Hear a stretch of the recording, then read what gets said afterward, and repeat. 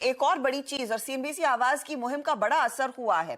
BSE ने stop loss eight market order पर रोक लगाने का फैसला कर लिया है। इनफैक्ट कल ही बीएसई के एमडी और सीईओ सुंदरमन राममूर्ति ने सीएनबीसी आवाज से खास चर्चा में एसएलएम पर जल्द फैसला लेने की बात कही थी और इसी के ठीक बाद कल शाम को नियमों में बदलाव किया गया। दरअसल एसएलएम यानी कि जो हम आपको बता रहे थे कि यहां पर कई बड़े सौदे होते हुए दिखाई दिए थे और बड़ा नुकसान भी हुआ था इन एसएलएम की वजह से।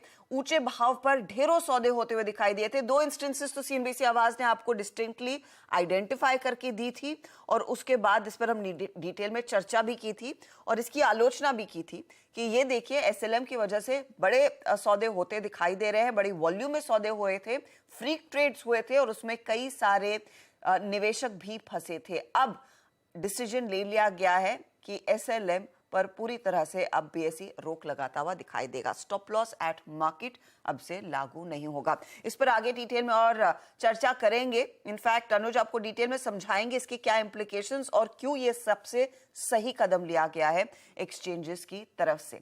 चलिए इसी मोड पर लेंगे एक छोटा सा